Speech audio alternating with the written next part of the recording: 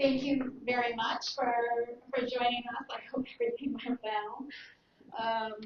I would like to introduce now our Commissioner of Education, Charlene Tucker Russell, to say a few words about how, after seeing the film, she was here for the whole film, which I was so grateful to have her here, and then we will pass it over to Susanna. Charlene, thank you so much for joining.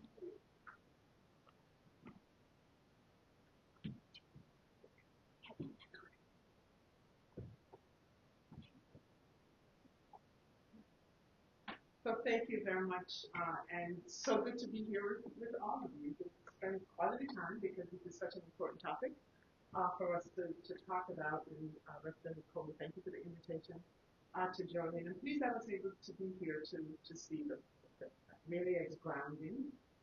And what you see from the film, I think, is really reinforcing. It reminds us that literacy truly is the foundation of opportunity and long-term success for all our students to be prepared for learning for life and to be prepared for work beyond school. That is true, and it reinforces what we know to be true, that students truly are shaped by the structures and systems that we build around them. And we're in a space where we know a lot of conversation take place about what we should be building, but we also know when these structures are research-based and implemented with consistency, that our students do thrive. And so quickly, I know that you're running behind a little bit, so we will talk three questions I'll answer very quickly. What have we done? Which is really important having watched the film. What have we done?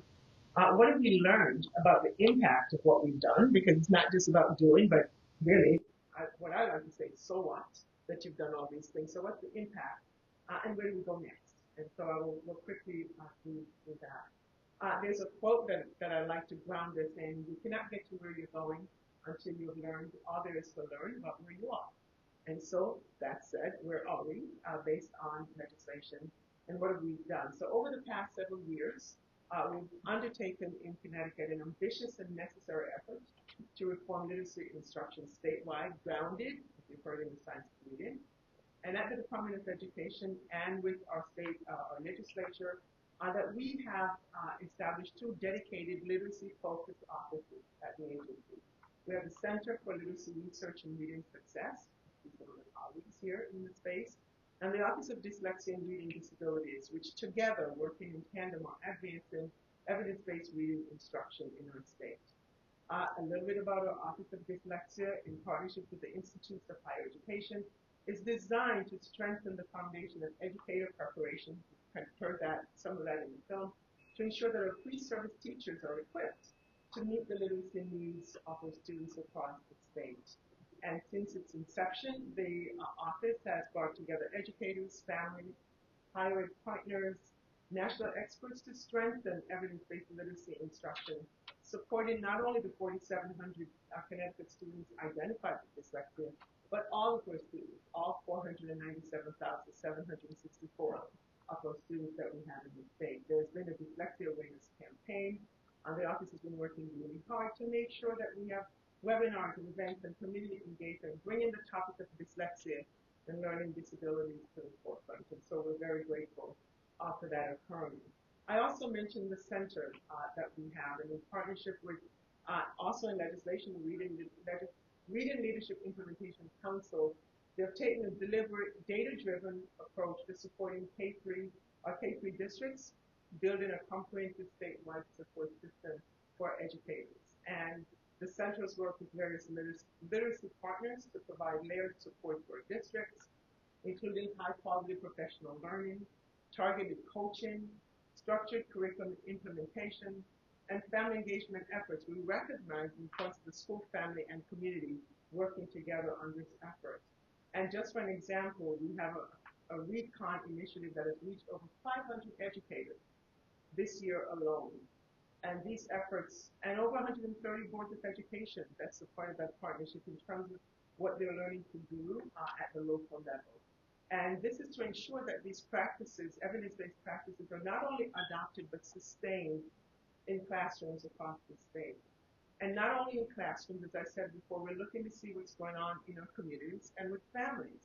And so there's the creation of literacy leadership teams in our districts, community-based family engagement efforts with our key partners, ensuring, again, that this support extends beyond a classroom into homes and into communities. And we've worked with a lot of external partners to ensure that these community-based engagement efforts bring in books, authors, literacy resources to families and public libraries, all of that, that these things are actually occurring in your state. And I'm so really proud of the work that is happening there. And finally, answering the question of what we've done, districts are entering into their first year of full implementation of the comprehensive reading curriculum models and programs, and the early signs are encouraging. So I've told you what we've done, and there's a lot more, but we don't have a lot of time. But brings me to the second question. So what have we done? What have we learned from the impact of what we've done? So let me just share a little bit about what we're learning. Also directly from the districts, and I know you'll have some of that on this panel as well.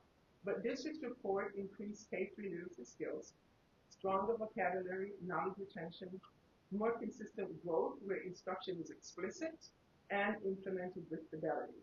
It highlights the professional learning that we're seeing and the deeper content knowledge that's refining instructional practice. Again, districts are saying, especially our kindergartners, are showing the strongest progress, reflecting how critically early instruction is for the work that we're doing.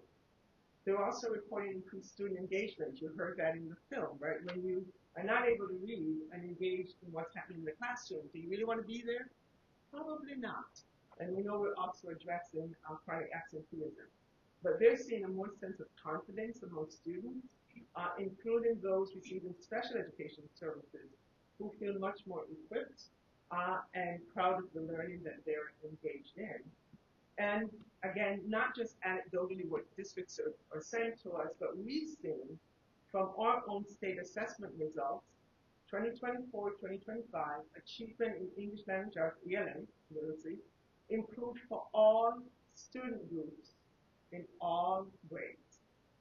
And I'll say that again. We saw in our own statewide data, 2024-2025, an achievement improvement in literacy for all our student groups in all our grades. And we still recognize with that, it is okay to say good job to our educators and our families and all those who are doing this, and it's good to celebrate, because that celebration is we are recognizing what is working so that we can keep the momentum going. But clearly, we have a lot more work to do. And so two things can be true, right? We can celebrate what's happening while we're super laser focused on what we need to do next. I'll just share with you a few quotes from what our districts we're getting from our districts. One quote, our data this year shows excellent growth. Next year, we will use this data to target specific areas and continue to meet monthly to reflect on student growth. I like the quote that said, parents write to us to tell us how their children are at home playing school. Right? They're feeling confident. That resonates with me, but I won't tell my own story. But playing school and feeling really confident and empowered as learners. And another, what appears to be driving success is a strategic blend of building content knowledge through traditional professional development, followed by coaching and reflection. So I'll end that with saying one teacher said the kids are learning more than ever, but we're still learning how to teach it best. And it talks about the continued learning and support that we continue to provide, which brings me then to the final question. So what, Commissioner? Where do we go from here? So thanks to the sustained leadership of a governor or legislator, you have to see our legislators here, community partners and advocates, Connecticut has been able to really take a thorough, thoughtful look and approach to transforming literacy instruction. But as I said before, our work is far from complete. So, two things that we're looking to do. Universal screening reading assessments for grades K through 3 is now on the docket for us. We certainly remain committed to providing additional information, guidance, and support to ensure that every district receives the assistance that they need. I want you to know in our agency, I mentioned the Office of Dyslexia and our center, but our academic office, our talent office, our turnaround office, they're all working together in this effort. It is that important, so we're providing support. So our State Board of Education approved a menu of universal screening reading assessments for grades K through 3. that must be used by all our districts to screen all students in those early grades 3 times per year. The department is collecting this data that come from the screeners, just so that we can get a sense of what is happening, what is the learning that we're seeing, and we'll be giving that information back to our educators through EdSite Secure, which is a portal that allows not the public but our educators to have that information so that they can appropriately support the identified student with the support that they need from the early grades. And so we're continuing to do that, providing the technical assistance, but it's allowing us to be prepared to have a sense of what's going on in the early years before that our students are assessed on our state assessment. So we're really excited about moving that forward. We also are building out a comprehensive literacy framework, working with the Office of Early Childhood. Again, we're building a comprehensive literacy framework which is birthed through grade 12. That's a vision to make sure it's not just K-3, but it is not across the entire system when we think about what it is that we need in the next steps that we need to include. We're augmenting the work of the Office of Dyslexia. We just put out a press release letting folks know where we are and the work that we're moving towards. And lastly, and I know for those who are following the state budget and the session, which I know there's still a lot of conversations and negotiations happening, but the governor proposed a $4.5 million investment for literacy coaches. The Appropriation Committee held that as well. But this is where we know that this coaching instruction really helps. When we look across to other states that have done this work, we recognize the power of having embedded support through coaching. And so we're hoping that that will be maintained so we can continue to do that work. So there you have it. Again, if you give me more time, I can tell you a whole lot more than happened. But just a little bit about what we've done, the results to date, and where we go next. Literacy is the foundation on which all of the forms of learning are built, and we know that for sure. We need to be able to help the students to have the tools that they need to be successful. And if you unpack the numbers, as I said, we can celebrate, but we also know that we have 19,500 students from our last data that we have that are achieving below proficiency. And so it says to us that there's still more, while we celebrate what we're doing and finding out what works, there is a lot of work to be done. And events like this allow us to be in the same space to really talk about what is necessary. And those number of students is across all our learning groups. It's across all our demographic levels. So it is about all our students that I'm talking about. So it's really important that we continue to work together, be intentional about the work we need to do going forward. But thank you for being here and for your commitment to this essential work, because together we truly are shaping a brighter future for financial students. And it needs all of us to be working together. I like to say, especially when I'm sitting in this space, imagine if students are all around us, watching us. And what I hope they're seeing is that the adults who are making decisions and all of us doing implementation, all working together, finding out what it is that we need to do to make sure that they can be their best. So thank you all very much. Thank you again for being here. Thank you, Commissioner. Wonderful to have you here today and your team, and appreciate your support. As legislators, this type of information is so helpful to make the decisions that we're tasked with making, that we sometimes, don't have the background or the understanding of. And, if I had had a magic wand, I think 3 years ago, we would have wanted to see this film and been able to communicate with our constituents, or with our school districts and our constituents, the importance of embracing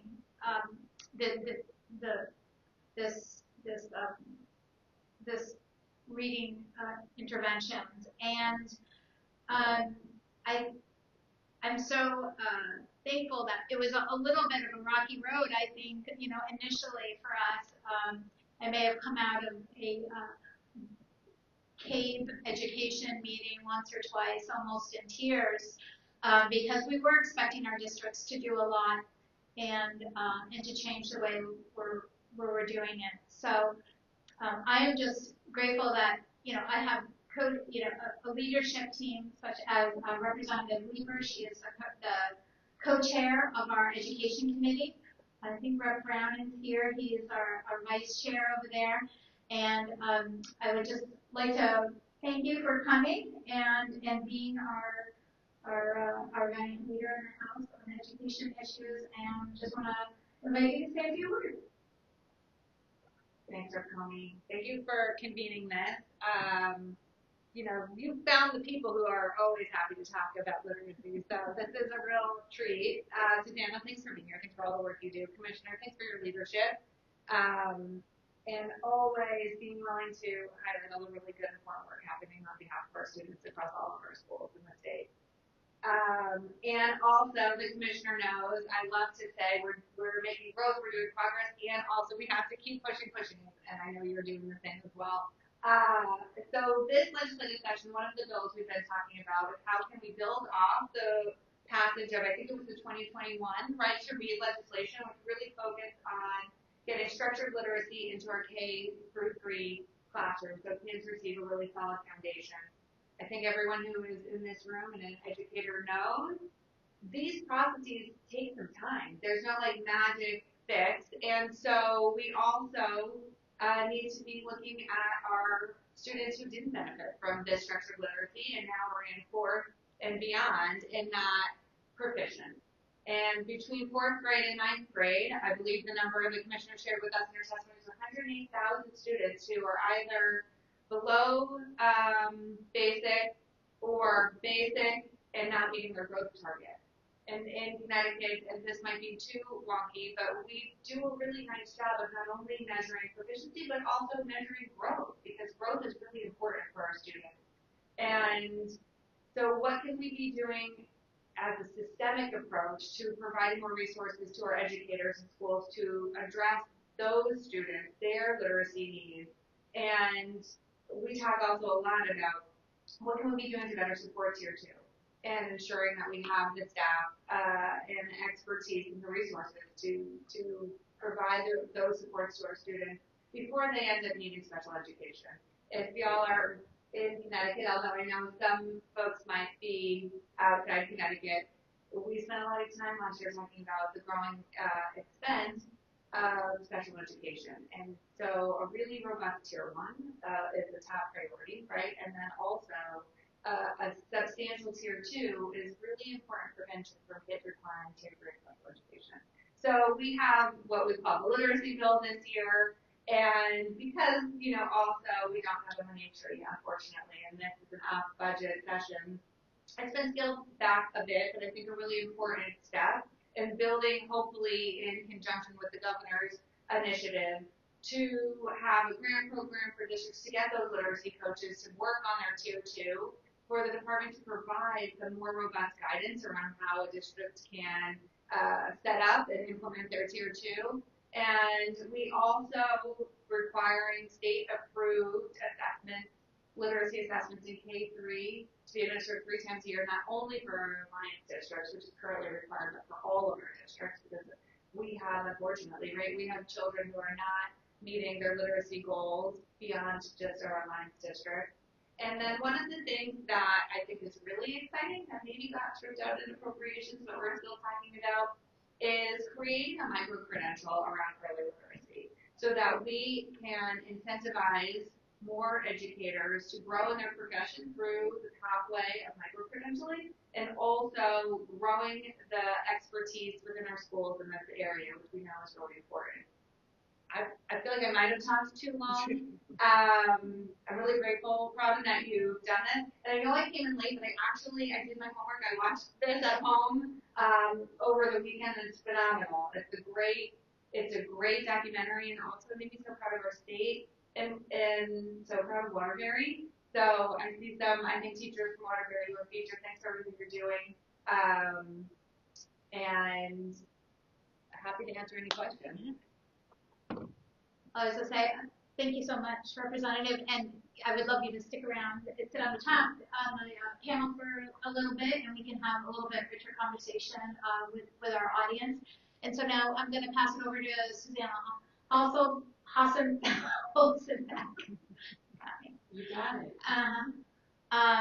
From Read to Grow, and my friend and colleague, and also just invite up the the members of the panel, and I'm going to step aside and watch from afar. Thank you so much. Thank you, Representative Comey. Thank you, Commissioner. Thank you, Rep. Leeper. Thank you. As Rep. Comey said, I'm Susanna Wilson-Beck, and I'm the Executive Director of Read to Grow. You've been staring at one of our maps up behind us here. We are the statewide early literacy nonprofit that promotes language and literacy skills for children and supports families as their child's first and most important teachers, even before they get to school. I am a former teacher and administrator in New Haven Public Schools. I'm also the proud parent of 2 young children who are in public schools in Connecticut. One of them is a second grader, and I will happily report that I have sat through many parent-teacher conferences, and the parent-teacher conference I just sat in 2 weeks ago with my son's second grade teacher was the first time that I had a teacher who could point to exactly where my child was with his reading. She could provide the evidence to the foundation's work that he's doing, so I know where he is with his phonemic awareness. It was a remarkable moment to experience both as a parent with a teacher who was also expressing how grateful she is that she really gets what she's communicating to other parents, and also just as an advocate and a leader in the early literacy space. So thank you to all the teachers doing this work and all of the hard work that goes into this. The map I just want to point out behind us, the work begins before children get to school, and I appreciate the Commissioner mentioning the framework that starts from birth. This is the state of Connecticut. The darker the red, the higher the percentages of students entering kindergarten with low literacy skills, according to the kindergarten inventory, which is currently the tool that we use to measure literacy and math when students start. And then if you map poverty onto that, you can see the bigger the yellow the circle, the higher the percentage of children living out of the low type of poverty line. So once again, our work is really cut out for us. I'll leave that up as we talk, right? Because it keeps us focused on the underlying issues and challenges that we're facing and why this work is so deeply important. So thank you again to the legislators. I also want to acknowledge the educators that have joined us today. It can feel like a really long distance between the policies that state leaders have passed and application in the classroom, and your participation here today helps us all understand the impact that these policies have on our students. And as the Commissioner mentioned, and Rep. Leeper mentioned, Connecticut has done a tremendous amount of work over the last 6 years, legislatively, administratively, and collectively, to really start to change the culture around reading instruction for our youngest students. The deep learning, increased funding, effective planning, and strong leadership at the state and district levels has helped to turn the tide toward evidence-based practices. And one of the reasons we're here today is to keep that tide going, right? It takes a lot of energy to get something to move. Now it's moving, let's keep it moving. And while it's early yet, with the right to read legislation just fully being implemented as of last summer, 2025, across the state, we are hearing from educators and parents about the positive impact of this investment. We cannot wait to hear what is next. So now we are joined by a wonderful panel of experts.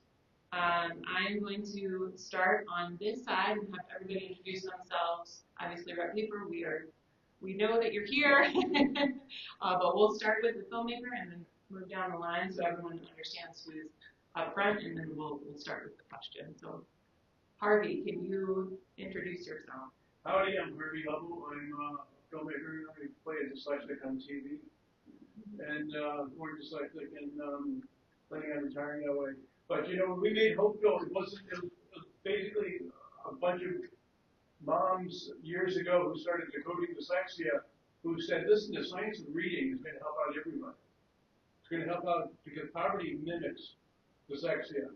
And second language learning, if everybody's at home speaking, if mom and dad and grandma and grandpa are speaking Ukrainian or Syrian or Puerto Rican or whatever in the world they're speaking, guess what?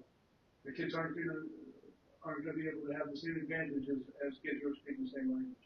So the science of reading, which happens in Connecticut, Yale New Haven, and Haskins Laboratory, is something that we should all be working together. And I appreciate being here with the legislators and the educators. And I really thank you, Representative Cooley, for having us here and all the hard work that went into being here. I just want to say one more thing. As you said, keep the tide going. It's important.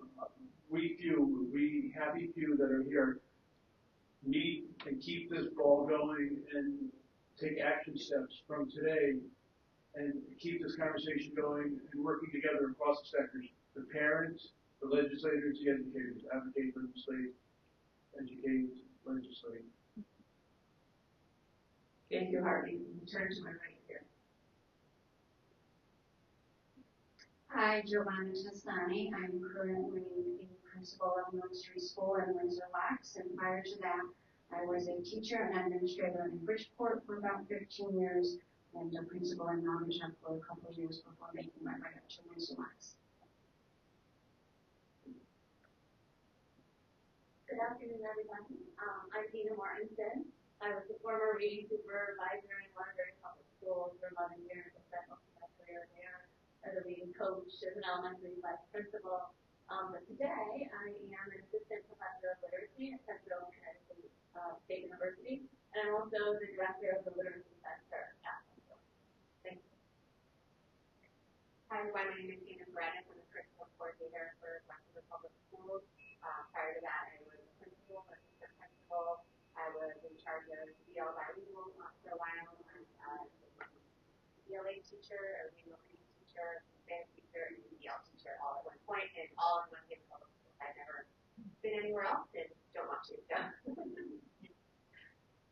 Thank you all so much for being here today. I know that it might be spring break for some of us, so even a bigger lift to show up and talk about our new jobs. Harvey, the film begins on the last day of school before the science of reading legislation was passed in Connecticut. With the hindsight of nearly a decade, what have you seen over the last several years that gives you hope that evidence-based reading instruction is taking hold in classrooms in Connecticut? In Connecticut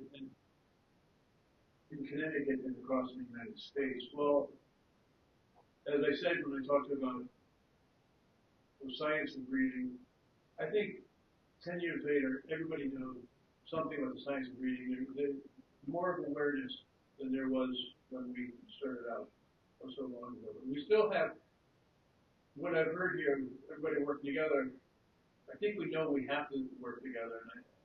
And I think the days of finger pointing, that it's the parents' fault, it's the teacher's fault, the system's a little bit broken. And so we all have to work together to fix that system. And the system we fix, the system we make is the system we fix.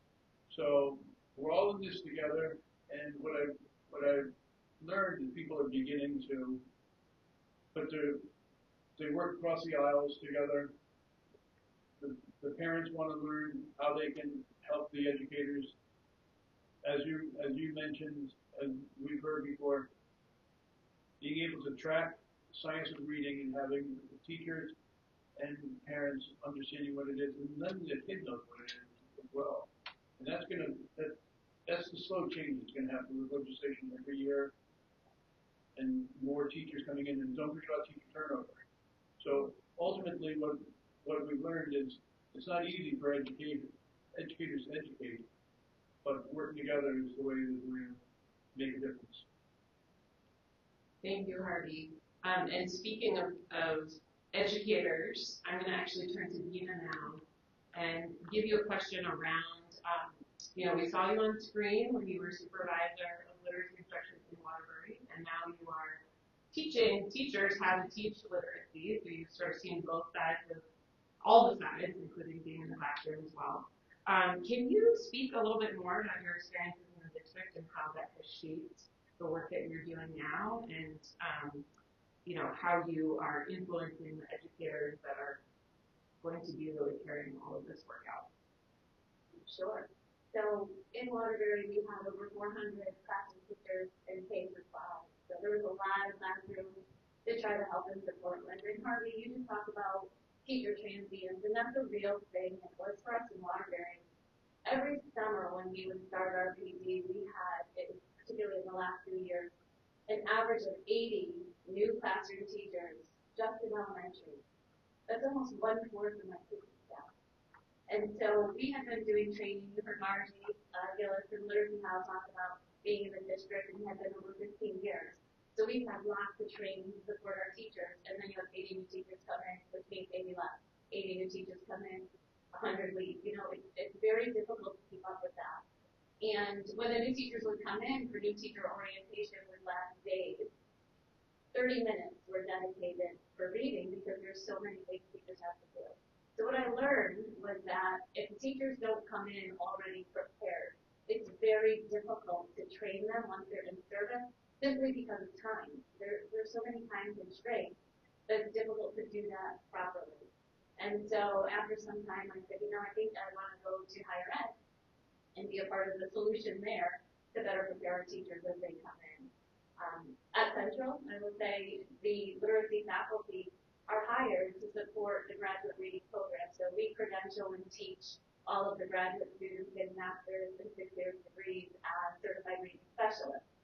But it's our staff that provides the literacy courses and teaching to all of the undergraduates as well. So they learn directly from us. And I cannot tell you how rewarding this job is. My undergraduates come in, they're terrified, they don't know how to teach reading. I remember feeling that way. That's why I went for my master's myself. I wasn't taught originally.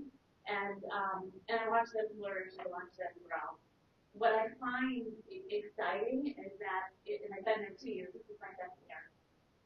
The undergraduates coming in, they have field work every semester. So I teach them things. Right now, they're out there giving a phonics survey to kids to learn how to look at that data and do something with it. They're learning how to give the universal screeners early assessment. So in undergrad, they're learning nibble base so that they can go out and sort of hit the ground running. It's not the responsibility of the districts to try to train them with everything else. But when they go out in the classroom this year versus last year, and I believe this has a lot to do with the legislative changes, they're coming back into class and they're telling me, oh my God, I saw my teacher do that. Oh my God, they did this blending routine. They did what you said. I saw them pull a parsing sound. I saw them building words, and I knew what they were doing. I didn't hear that as much last year. It was a fraction. I wish I had a case study on that. So it's showing me that things are changing in our schools, and it's exciting that they can make connections to what they're learning in undergraduate, so it's actually happening in the classroom. And I think that's, what more did you ask for, right, for that? And the graduate students at Central, our program is a little unique and special, I'd like to say, because we have a literacy center. And in the literacy center, our graduate students provide tutoring through their practice of experience. So they come into Central and we provide free tutoring to students in the surrounding community. It's one-on-one, 45 minutes twice a week. And they apply all of the evidence-based strategies that they've learned throughout their program one-on-one with students under my or another faculty member's direct supervision. Lots of feedback and practice there. And I think that's sort of a game changer for them to be able to apply it right here on campus with all of the materials that they need. We're very closely aligned to the K-3 literacy strategy. Everything that's been implemented in the legislation for the elementary schools is everything that we're doing at Central. In fact, we have MSAC licenses. Our undergraduate teachers have access to iPads. We do all of the assessing there for our students above and beyond that assessment as well, and provide a really strong progressive literacy lesson that includes not just the foundational skills and phonics, but we're doing a lot of building comprehension. And so I think there are some differences now in how we're preparing our students. I've heard a lot about what the universities aren't doing. So I'm glad to see the switch in what universities are doing and what the teachers are doing. Thank you, Dina. It really is a moment in time between what Harvey's noticing and what you're noticing, right? You can really feel the shift. And so I'm going to turn to, Giovanna, so that you can speak a little bit about, in practice, what this feels like for you and for your principals and teachers in your district, and how practice has changed for all of the students that you serve? Sure. So at Windsor Locks a few years ago, we really started really just with professional learning. We knew there was so much research out there and so much science to learn, and it could become overwhelming. So we took it slow, and we took advantage of everything the state was providing that was free, because budget is always an issue. But a few years back, the state provided training with Go for Literacy, and that was about a 1.5-year program where we developed a district-wide team, and we participated in like all of that training. We also partnered with Literacy How and Margie, and we became great partners with Margie, and we went down and did some structured literacy training when she was down in Trumbull, and then we actually brought Literacy How into the building. And they come to us monthly to do model lessons, observations, and feedback. And then lastly, when ReadCon became an opportunity this past summer, we decided to jump on that too, and now we're participating in that. So I think the first big step is just understanding that we don't know it all, but we have access to learn. And from there, we created a school-based literacy team, and that team meets monthly, and it created district-wide literacy plans of all the goals we have based on this research we're learning and steps we can take to get there. We know we can't do it all at once, and we get a lot of teacher feedback along the way. So here's our plan. This is everything we want to do to make sure every student leaves our building reading. But we have to take small steps. So when we meet monthly, we get feedback from the teachers. How's it going? What are you ready for next? Do you need to slow down? Last year, a big focus was on Tier 1 instruction. We adopted a new reading program based on the guidance from the state. And that was a huge shift in how we deliver Tier 1 instruction. And teachers began to understand that there's a progression of skills that needs to take place. And we need to understand that progression so we can meet students where they are. And this year, we shifted our focus. We continue to work on Tier 1, but now we can shift our focus to intervention and differentiation. Because while the Tier 1 is going to work for most of our students, it's not going to work for all of them. So this year we are using templates provided by Go for Literacy, ReadCon, and Literacy How for small group instruction. And it shows teachers how to create a lesson that's targeted for what the student needs in a very systematic way. So again, we have Literacy How coming in monthly. They are modeling these lessons. Teachers are now taking them on and really working together to plan them. It's exciting to hear how many resources you're able to tap into, and obviously, as you said, there are some resources that are free and some that you need to pay for, and so that's always the marching drum. We got to find that money tree for everywhere. So Dina, you have been in West Haven, as you said, throughout your entire career. So you've seen a lot of different evolutions of curriculum and implementation. Now we're here in 2026. Science of reading is now being implemented across the state. Can you talk about the bright spots that you're seeing with students and colleagues as we go through this shift? Sure. So we're in our second full year of implementation. We chose benchmark advance for our curriculum programs and the student food program. We also do intervention with Slide, just to add additional basic learning and chronological learning with some shortfalls and top data. I think at the very beginning, which was 2 years ago, it was an extremely heavy lift for our teachers. As we were unpacking the curriculum boxes over the summer, that was the first thing I noticed was just how many resources, and for urban public schools, usually we're trying to have no resources, so when I saw all the boxes coming in, I thought, this is incredible and amazing because there are so many resources, but I can't even imagine being a teacher, or especially a new teacher, walking into a classroom and just seeing this number of resources and be able to really make sense of all of this by the first day of school. So we had an intensive training session on our first day day, but as Eva said, there are so many things that teacher has to do. You're so limited in this time. time in those first days is actually dedicated to instruction and to the teaching of students. So over the first month, we had benchmarks coming in and really teaching them how to use the resources, how to look at their data dashboard, doing model lessons, but it was very much building the plane while you were flying. And I think that's always a struggle. So that last year, the entire year, was really just focused on getting through the resources, learning how to implement the lessons, doing everything with fidelity, following script entirely.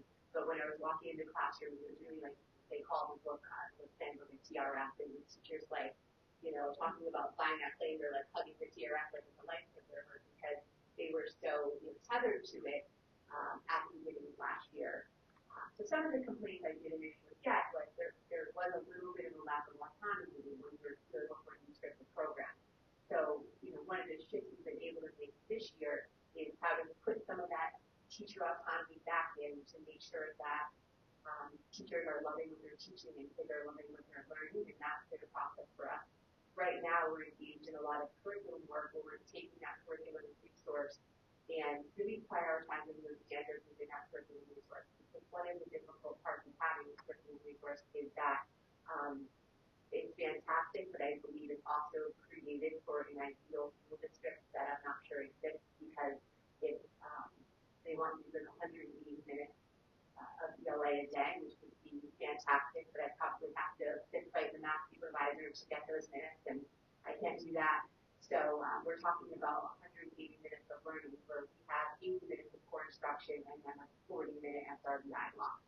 So we're doing a lot of that curriculum work to prioritize those standards and really look at how we take these standards and make sure that we're hitting all these priority standards within that 80-minute core block. That other 40 minutes is dedicated to SRBI. That's where we do our station work and we do our youth work. That's also where our special education students and our EL students have pulled out for services. And interesting that 1 in 4 students of 9 year 504, and we have some elementary classrooms that more than half of the students are EL students. So it's really a fight for time and how we're utilizing our core time versus how we're using that SRBI time, and that's totally a struggle. This year, the teachers are so much more confident in what they're doing. Last year, I did a ton of model lessons for our teachers, and this year I've really shifted that away from doing model lessons to doing what I call tapping lessons. So what I've been doing is I go into the schools, I take over a teacher's classroom for a block, 40 minutes, and I teach the 40-minute block, and they go watch another professional do their lesson. So they have that confidence now where they don't mind having a colleague come in and watch their lesson. And I think last year, if I had suggested this, they would have wanted to kiss me and shove me off to the nearest movie pit because there's absolutely no way they would be comfortable with that last year. But this year they're comfortable with it. The teachers are doing it. The teachers are enjoying watching someone else teach. I also think there's a little joy that comes with watching an administrator try to teach a kindergarten class. So I certainly bring that joy to life every day. But it's a happy lift. It's a happy lift for the teachers, and it's a happy lift for the kids as well, because I think one of the things that happened, especially post-pandemic, is we weren't really teaching on grade level. And these curriculum resources really forced us to teach on grade level, which isn't easy. And I think sometimes it's hard as a teacher, you talk about that productive struggle, but it's hard. It's hard watching, think about when you're watching your own child struggle with something. It's hard. There's teachers, they love those kids, and it's hard watching those kids struggle.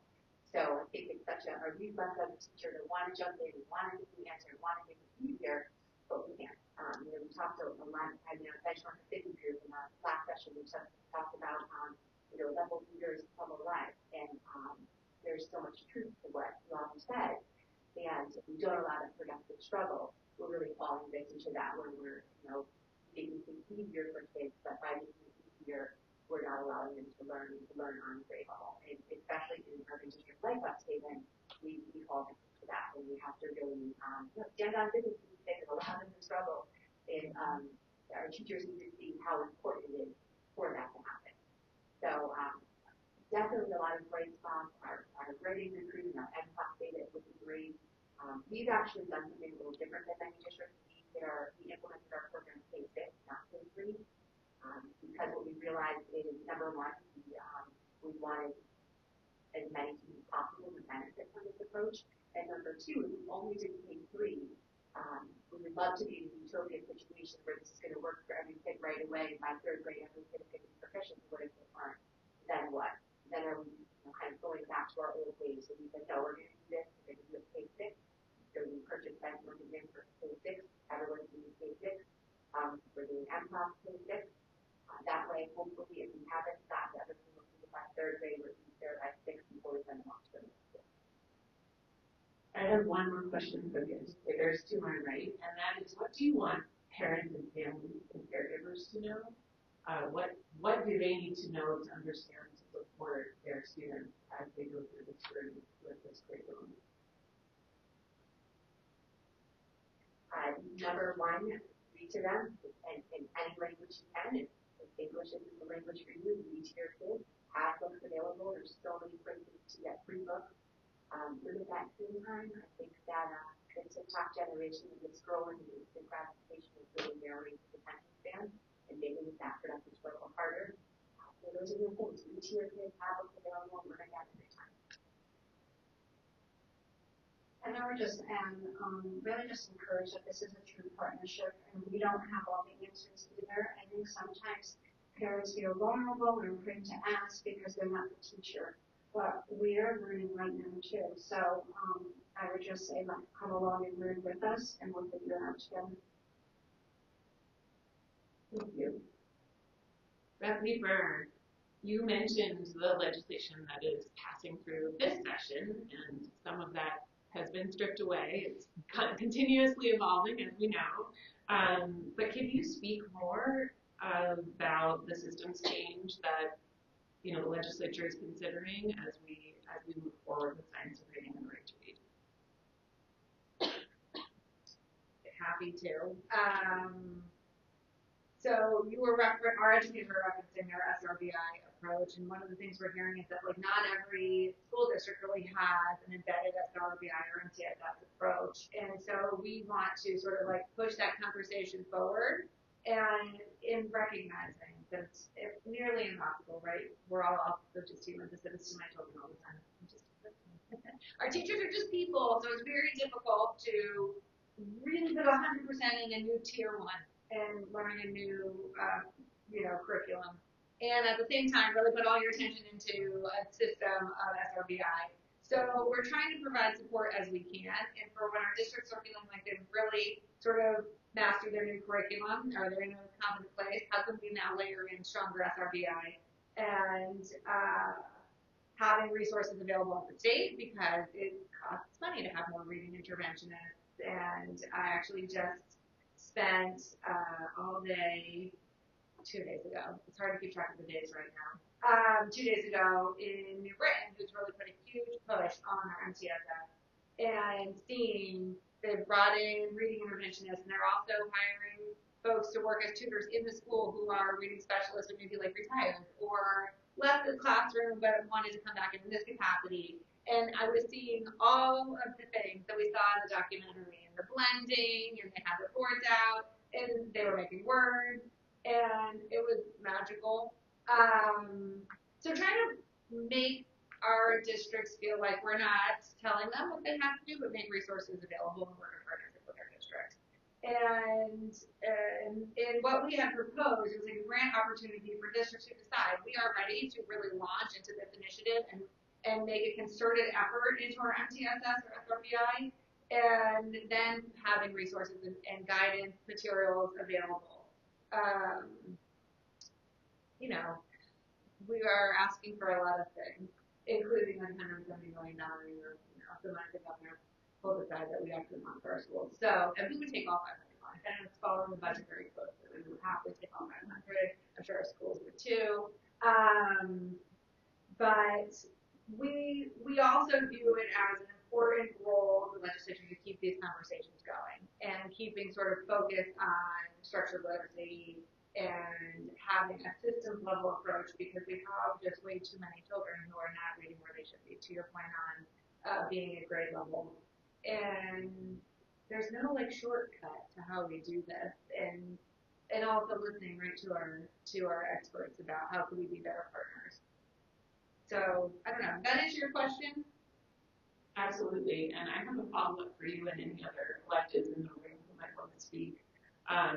what are you hearing from your constituents and advocates about literacy instruction, and what would you like to see next? No.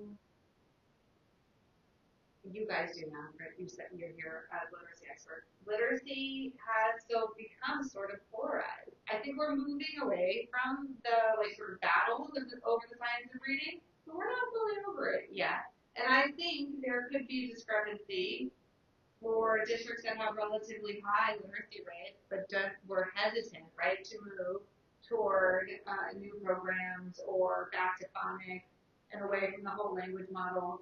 And districts were like, hey, clearly what we've been doing isn't actually serving our children very well, so we are eager to work in partnership with the state and implement a new program.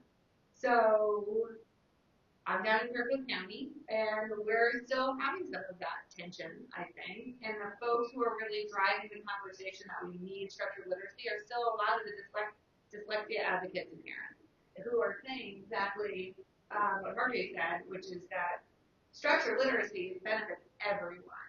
And we have a superintendent, specifically in Fairfield, who recognized that as soon as he came in, implemented a new program. I'm one of those COVID moms who had a kindergartner the COVID year, so is learning to read in March, where you're like trying to do it virtually, and which is just, again, as our educators probably know, and everyone's doing the best they can, working in real time. Like, it's just really not a thing for a 5-year-old to try to be learning to read on, virtually.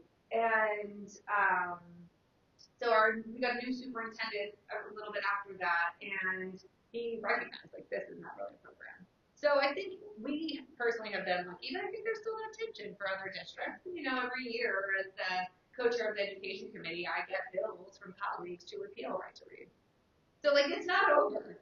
But I think the proof will be in the pudding, and it's just folks want we got a new curriculum, show me all the children are reading. And it doesn't work that way. So, slowly we'll make the case. And as the commissioner said, we saw growth like in every subgroup this year, which is awesome. And so a ways to go, but growth is what we want to see. Thank you so much. And I want to just make sure any of your colleagues who might want to speak to that question of what you're hearing and what you want to see next, if you want to come up and share. Brooke, I'd just say that, I don't hear so much from reading specialists. I hear from parents, right? And a few years ago, they were super excited about having, the dyslexia office. And, and then there were some issues on it. And so they're cautiously optimistic about, I've got a friend whose child, who she had to fight like hell to get them placed in the Southport school. And so, they don't want to drive 45 minutes, their child to school, to school back and forth every day, to drop them off at Southport every day. They want to be able to take care of their needs in district. So I think that, I'm more keen on, how we can make sure that our students and our schools have the understanding on what they can do to support the students. thank you. Can I just jump in? Absolutely. I just want to say one of the things that you said was we're at a moment in time. We really are at a moment in time. And the name of our production company is Spectre Time. We made a film and everybody said, well, this is what happened since then. Well, that's true. This is a state called Connecticut. We're in the United States of America. There's 50 other states with the same problem and I don't know how many districts. He knows how many districts. That's what he does. But everybody has these problems that's going on. But what we have now, and this is why I said legislate and educate, because it's a cycle that's going on. As a scientist, as a neuroscientist, are figuring out more stuff, and they can get it to us quicker. It used to take 10 years to get the information from the lab into the classroom. Now we can move fast, and it's important for people to keep the communication open. That's why we made this film. It's a pretty good film, but really what happens is when we're having conversations like this, when we bring diverse people in who have the passion, everybody who's here right now made a choice. They could have been home doing something else, washing their hair, feeding their dogs, doing something, cleaning their house, I don't know. But they're all here. These are passionate folk that can make a difference. And the science is going to keep changing and marching on all the time. And I like what Gina said, that now she's in higher ed talking to the educators. We didn't have that 10 years ago. Now we do. And that's what I mean by the science of reading. And that's why we want to get our film out there to as many places, to get the Board of Education, school superintendents, to get the parents in the same room and meet the legislators and meet the neuroscientists. Because next year we're going to do more stuff. And we want to be able to get each of these classrooms. Southport is different than Bridgeport. They have different problems. And we have to keep the communication going. And I applaud the legislators for all the hard work you guys are doing. Thank you, Harvey. And looking at the time, I'm going to wrap up with a final question for all of our panelists. And that is, what is your call to action? At the moment in time, there's a lot of energy being put into this work. What is your call to action to keep the momentum going so that when we have this conversation again next year, what is changed in the next year? And maybe we'll start on this end and go down. For me, it's really staying the course. I think we've done such good work so far in the last 2 years toward having science and reading evidence-based literacy approach in every single classroom. And my job in West Haven is to keep that momentum going. Gina mentioned the transparency in education, and it's more in the urban districts like a Waterbury, like a West Haven. So it's almost like a little bit of Mississippi fish. You have to pick that raft back uphill at the beginning of every year with all those teachers. So for me, it's stay the course. It's continue to do the work that I'm doing, training teachers in the science of reading, training teachers in the approach that we're using, and being able to examine data and being able to progress monitor students and understanding what that progress monitoring data means and what it means for their daily instruction. So for me right now, I didn't change anything or shift anything. Stay the course and get to where we need to be. I would say from a higher ed perspective, I would like to see more collaboration. So at Central, we have a great collaboration with the state, and the staff folks in the center have come to visit. We have a collaboration with ODRD. We're hosting grading at Central at the end of the month. But I would like to see more collaboration among all of the universities in Connecticut, striving to do the same thing towards the same goal. With support from the state and legislators, because it makes such an impact for what we're capable of doing and sometimes the funding that we have to do them.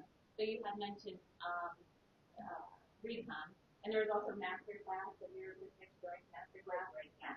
They're fantastic training for K-12 organizations, but right now that doesn't exist for higher ed. And so I can speak for Central and the things we're doing, but it's only because I had training, thanks to the legislators, thanks to the budgeting, thank you. Because for all those years in Waterbury, I had specific training from Literacy Health. I had specific training from Milford Literacy that I brought to Central that we're using their template for that small group instruction when we tutor kids at the Literacy Center. But without that, it's impossible. And I would like to see that sort of shared across the state, across their university system, because it can't be pockets.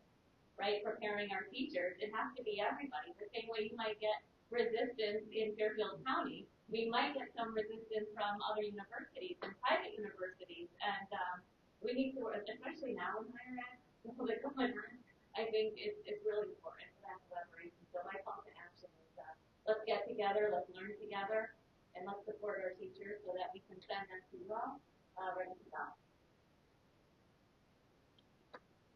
For me, I think my call is just a continued commitment to learning.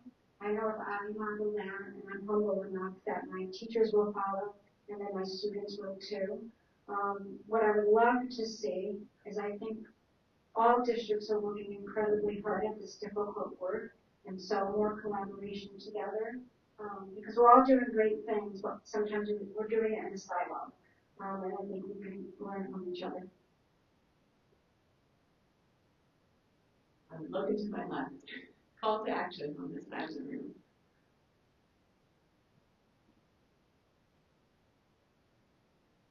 I would remind parents of their power and their voice, and our young people too. We had the pleasure yesterday of listening to like dozens and dozens of students, and they are such powerful voices. And children have a right to a high quality education that's preparing them for the world ahead, right? And literacy is an absolute foundational block of that. And so reminding our parents and our students to use their voice, and I would be remiss if I didn't shout out Representative Brown, who by day is Mr. Brown's civic high school teacher, who is always saying this, like our children, our students have a really powerful voice, and they should be using it to advocate on their behalf, that they deserve our resources and our time and attention to invest in them in this way.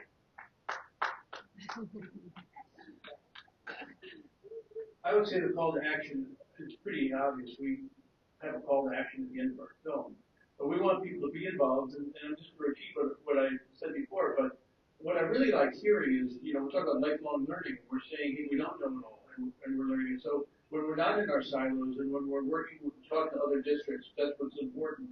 So, there's an achievement gap, but there's the accountability of what's going on. Do we want to get involved or not get involved? I think people have to be held accountable on a lot of this. We have to be able to adapt, the adaptability. So as new information is coming in, so that's what the legislators are doing. You take the new information that's changing all the time.